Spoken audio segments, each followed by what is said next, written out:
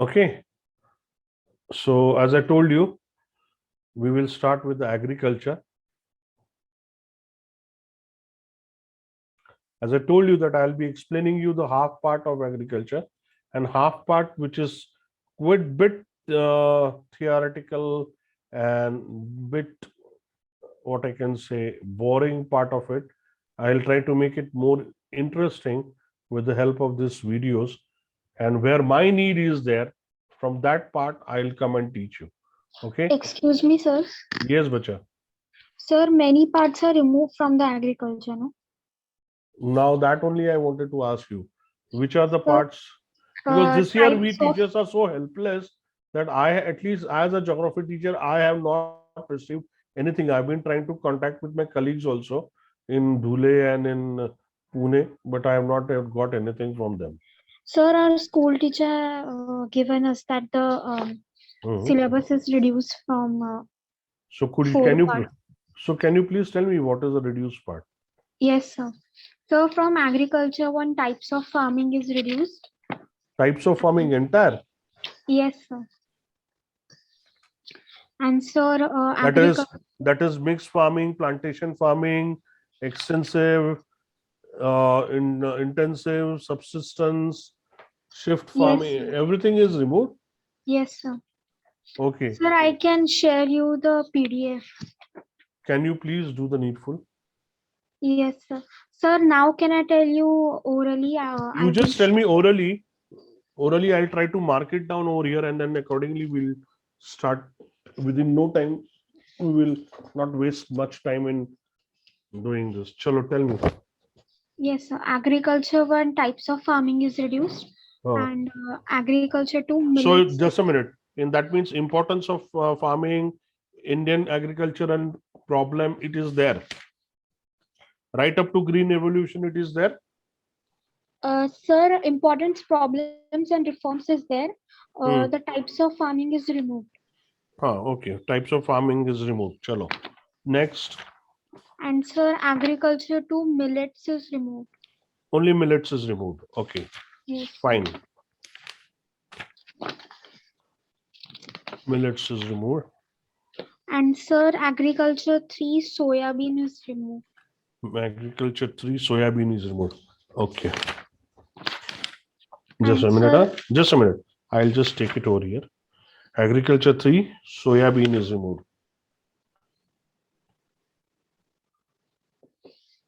Hmm.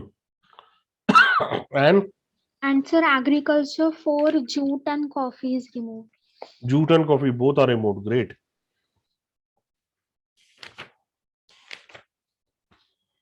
So cotton is there. Jute is removed. Cotton is there. Jute and what all you said? Coffee. Sir, jute and coffee. Tea is there. Okay. Oh, lovely. The one which I wanted to you to have, it is there. Fine. Okay. So just wait for 2 minutes. I'll come back to the meet immediately.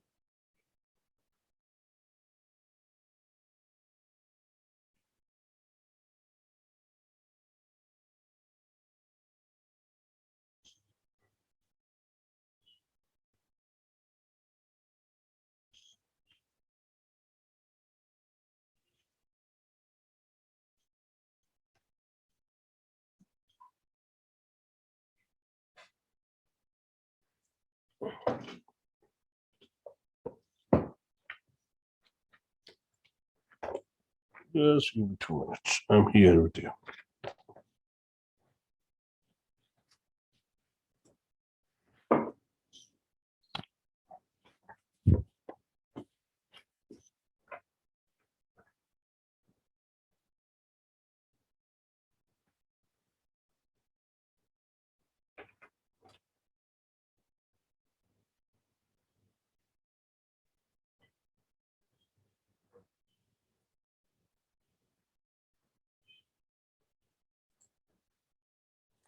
Yes, guys. We'll start with a chapter that is agriculture. The word agriculture has been derived from the Latin word ager, meaning the land, and culture means cultivation. Agriculture is thus defined as cultivation of the soil in order to grow the crops and rear the livestock. Now, here you should understand what this definition means. Cultivation of soil in order to grow the crops. Now, crops can be of different types, as we are going to see in our future coming chapters. They can be kharif crops, they can be rabi crops, they can be ziyad crops. Okay, right? And India is such a vast country with such a vast topography, with such a vast landforms that everywhere the type of farming is changing, the crops are changing, the priorities of growing the crops are changing. For example, I'll just give it to you. The south is called as the rice bowl of India. That does not mean that the other places rice is not grown. Rice is grown. That is, it is grown in Kashmir also. It is grown in Punjab also. Now that is why they have made in rice bowl also, in rice also, the classification as highland rice and lowland rice. So uh, this is how what the wherever however the place depends, the cultivation depends, and the crop depends. Then there is something called as rearing of livestock. Here, livestock means the animals which are grown, animals which are kept on the farm. Here, the livestock just does not mean the cows and buffaloes. Here, livestock includes cows, buffaloes, goats, sheep, pigs, and your poultry. This all together is a livestock. Now, what is the benefit of this? We will see afterwards. The essential purpose of agriculture is the production of food from the land for human or animal consumption. You will be surprised to know that how food is consumed for the animal consumption. Many in many places, why if you go to Haryana or even if you go to Paschim Maharashtra, that is to the south, Sangli, Satara, Kolhapur, where there is a huge quantity of milk production done on sahakar basis or cooperative basis, you will find that they provide wheat, jowar, bajra, all these seeds are also given to the cow and buffalo in their daily diet. Apart from that, whenever they are cultivating corn, bajra, or jawar, after chopping off the corn, whatever the hood which is remaining, whatever the stalk or stump which is remaining, that is utilized as a cow or animal fodder. Now, what is the benefit of agriculture is to have the animal stock also on his farm. First and foremost thing, he gets an additional income from the dairy products or from the livestock production or the products. Secondly, he doesn't have to invest for their food because everything is there available as a fodder for the livestock. So this was what I wanted to tell you, that why livestock and agriculture go hand in hand. Okay. Agriculture accounts for nearly 14% of the gross domestic product. Now, what is this GDP? Does anybody know what is GDP? Okay. It is, what are, whenever a country is developed or not developed, it is decided by its gross domestic product ratio or by the points. Okay. 12% of the share of the total value of the country's export provides the employment of about 58% of the labor force. Yes, today also India employs the maximum. A time was there when India was having this GDP more than, I mean, more than 90% where people were engaged in the agriculture when it was a British Raj. When it was British Raj, there was no industrialization done, and everybody was forcing the Indian peasants to do only the farming, to cultivate the indigo and cotton, right? And tobacco and spices. Post independent, there was a shift. After the 60s, people started diverting towards the industries and looking out for some other kind of jobs. And by 80s or 90s today, we find that almost 70% of the people are still engaged in the agriculture, and which is putting a great help or inputs of its own to increase the GDP of the country. You take any sector of agriculture, you take dairy products, you take farming, they are, as rightly said by the author, they are helping to give employments. I don't know whether you have seen or not, but when you are, if you're going traveling by a car, many a times you will see that on a farm, on a piece of land, many families staying together, and they are staying in those huts. Who are these people? These are the employed peasants. They do not have farm of themselves, but they work on the daily basis, on daily wages in the farms. So employment is about, see how much, 58% of the employment is given. 12% of the total share value of the country's exports is done by the agriculture. Why? Because you can see that our we have wine industry, we have we do the exports of, we are the best in wheat production, we do export wheat, we do export rice, we do export you should be very proud of yourself. Haldi is a patent of India which is exported throughout the world only by India, and Haldi's best market is in Savli. Okay, turmeric, haldi and a turmeric, that's a patent of India. Nobody else can claim its patent that it was grown in India, so we have got the patent for it. The vast expanse of the level land, rich soil, wide climatic variation suited for various types of crops, ample sunshine, and long growing seasons provide the necessary conditions for development of agriculture in India. Why? What are the reasons why India is so flourishing in agriculture? Basically, India have short as well as perennial rivers. Short rivers are flowing in the western Sahyadri Ghats.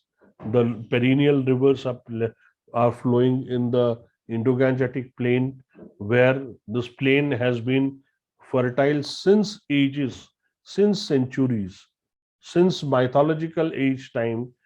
In what I can say, Ganga Doab has been very much Ganga Doab has been very fertile because of the rich alluvial plains which as it has got. We have got coastal plains, right? We have highlands where there are mountain strip farmings and everything's are done. So everywhere, any type of a land is not just vacant over here in India.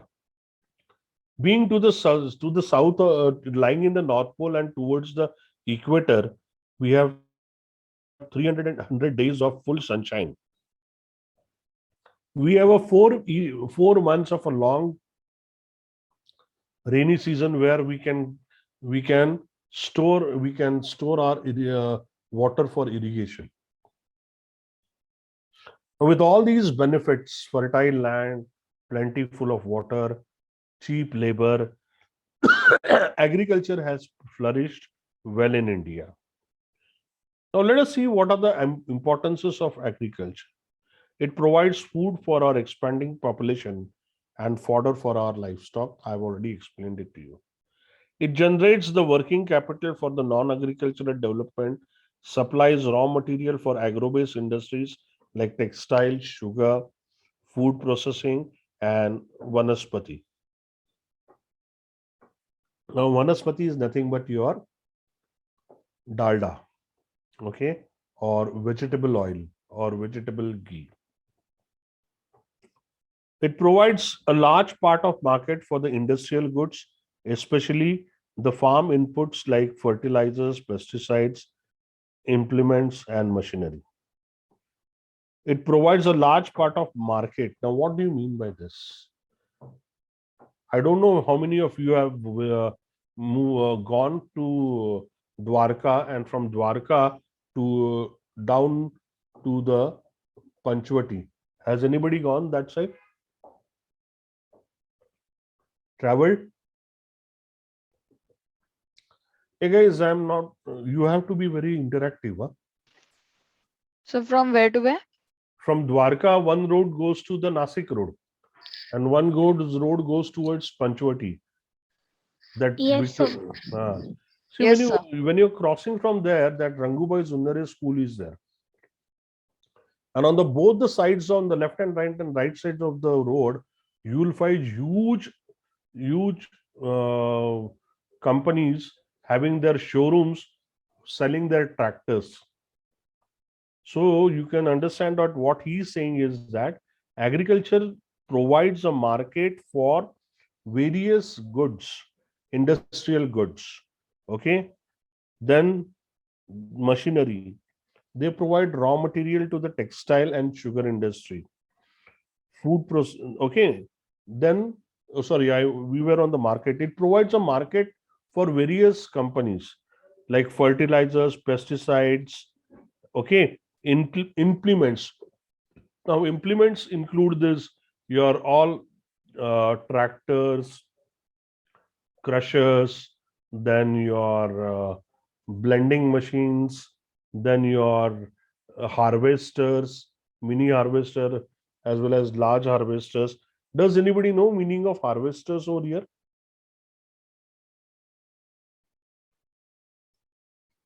No. Okay, I'll tell you. See, harvesters are the machines used on the large farms where there is a predominantly a single crop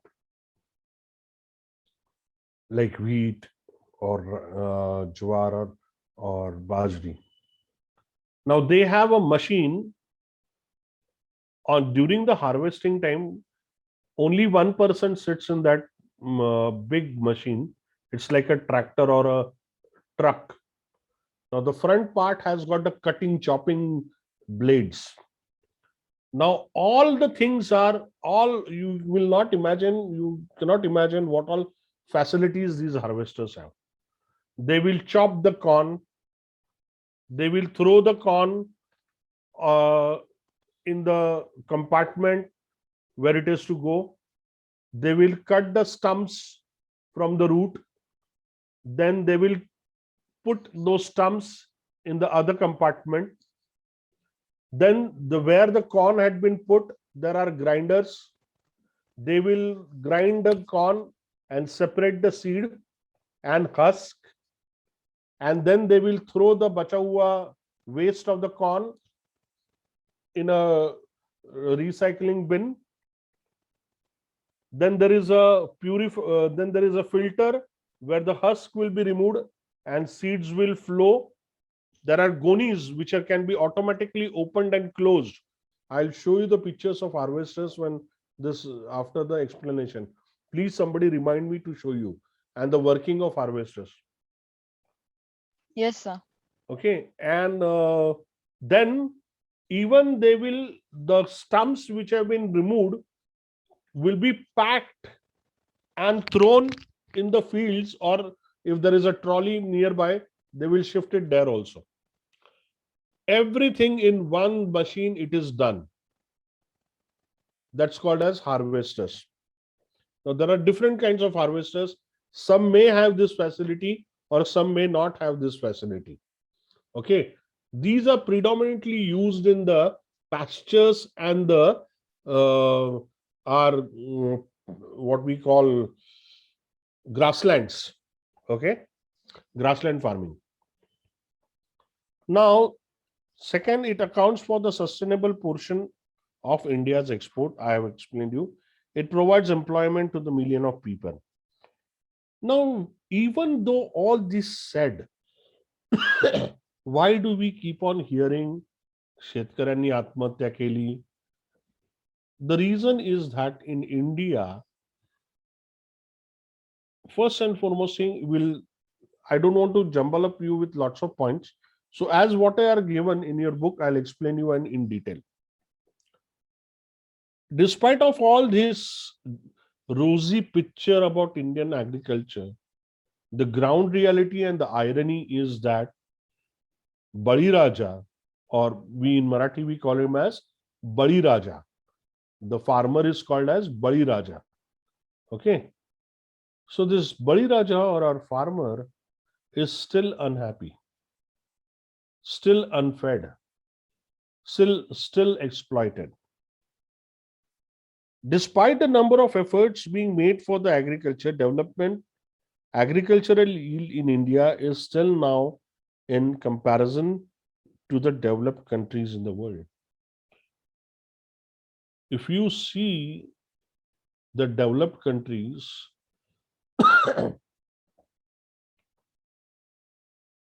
in US or in Australia, where a single farmer, the land holding is around 2000 acres, 1000 acres. There on the farm, hardly 4 or 5 families live. Your sowing is done by the drones. They have drones who will fly on the very at the low level of the ground, and they will do the sowing of seeds. There are tractors or which can be controlled by the remote, which will do the plowing of the field and tilling of the field. When this crop grows up, the pesticides, the insecticides, the weedicides, everything are sprayed through the aeroplane, and each farmer has his own plane and all for that.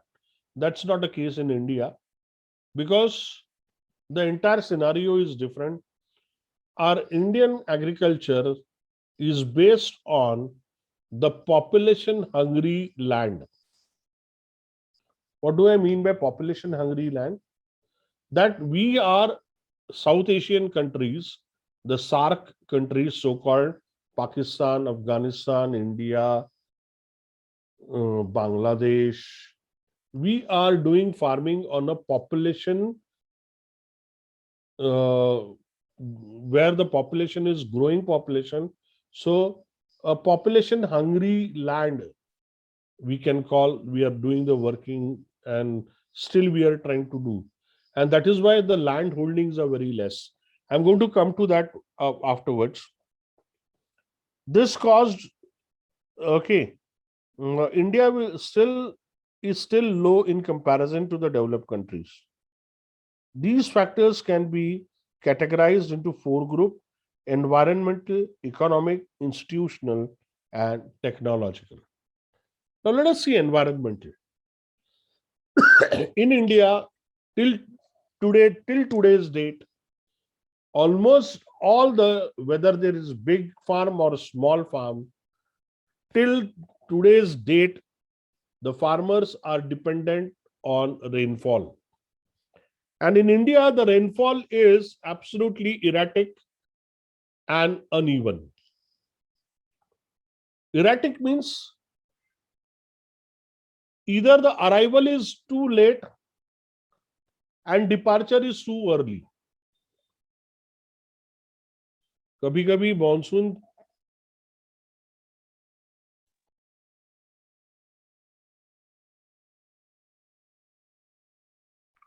So as I was telling you, I'm sorry, since morning. Yes. Yes, Parth. No, sir, it wasn't me. Then who was it? Somebody wanted to say something? It was Nitish Singh's. Okay, fine, whatever it is. Since morning, my area has got a lot of problem.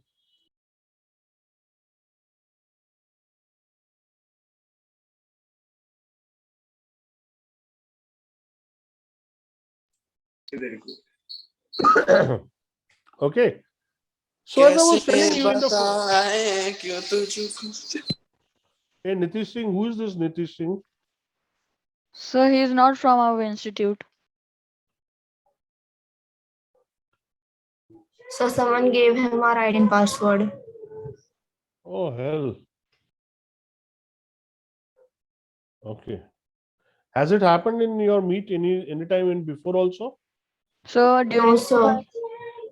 Huh? when Not our in. school used to do on Zoom, no, that time. Okay. Chalo, let us start. In the first case where the monsoon arrival is late, what will happen? The farmers will sow the seeds and poor farmers will wait, hoping that the rains are going to come and their entire seeds will get dried up. Or if the first showers have no, sometimes what happens also, there is something called as monsoon lapse. Monsoon comes for a week and then suddenly it vanishes. Now, if it doesn't come within 15 days, think that El Nino effect has affected it and it will never come. And if that happens, whatever the seedlings which have come up are going to go dry. And the entire investment of the farmer is going to go to dogs. Now, in the second stage, if it comes early and departs late, there is going to be waterlogging, like what happened this time. I don't know whether you listen to the news or not, but entire southwest Maharashtra and the Konkan had a hell problem this time. Do you know that Satara, Sangli, Kolhapur, Ratnagiri, Chiplun, was under the water for 8 days. Entire town was under the water of 8 days. Yes, sir. Yes, sir. Now you just tell me what a person can do in such cases. I have seen, my friends have sent me their photographs from their fields in Kolhapur. Entire फसल की फसल सो गई है and ऊपर से पूरा कीचड़ है. You can't walk in that कीचड़. So this is a irregular inequality. Now this is irregularity. Now unevenness. Cherrapunji और कौन सा है Swaram, what is that Swaram name here? I keep on forgetting. MY something. Cherapunji is the area, and that village from that Cherapunji, Mayaswaram या क्या बोलते हैं उसको? You have it, no? Can anyone tell me that name from the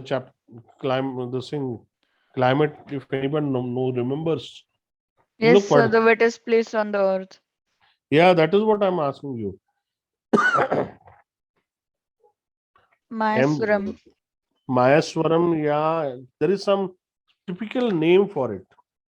It's not Mayaswaram. I don't remember the name. If you can find out, just tell me. Okay, sir. MYSWRAM, something like that. Okay. Now, in this conditions, whereas Rajasthan and these places, they hardly receive hardly receive 25 centimeters.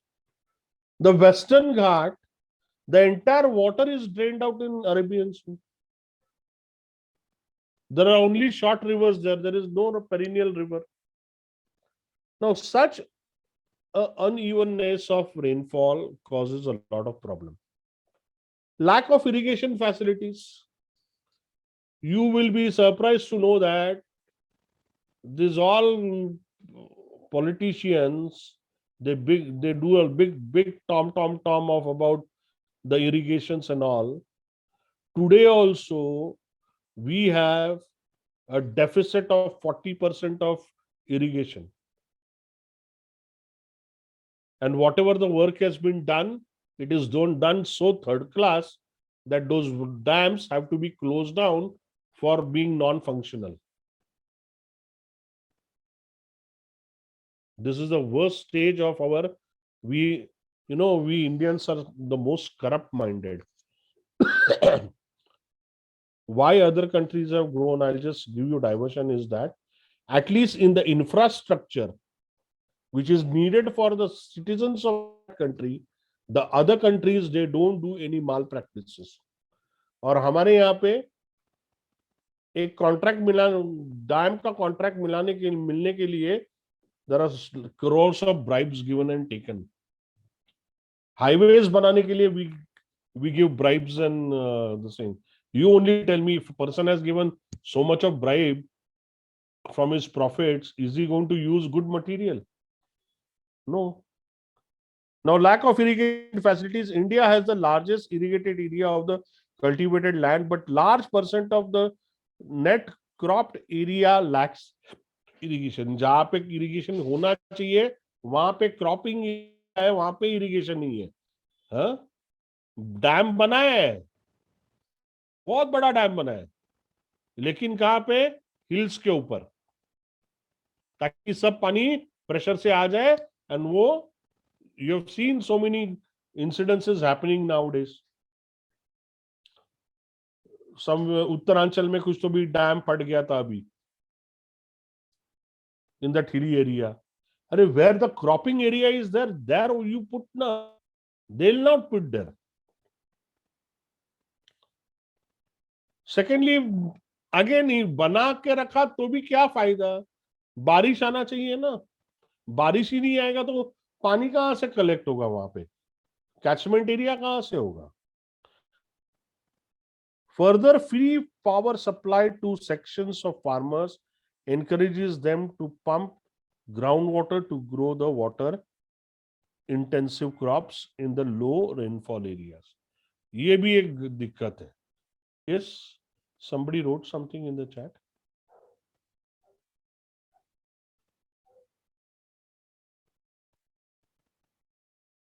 Okay, I'll tell you. I know the name, it will come on my tongue. It's there. I'll just tell you.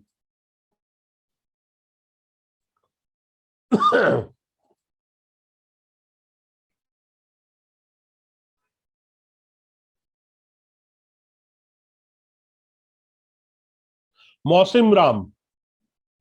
The name is Mausim Ram. Did you get it? Yes, sir. The name of that place is Mausim Ram. Right? Now, अभी जिसके पास पैसा है वो farmers क्या करते हैं? Underground water table में से पानी लेना शुरू कर देते हैं. That reduces the underground water level. Okay. This unsustainable pumping of water has reduced the storage of aquifers. What are aquifers?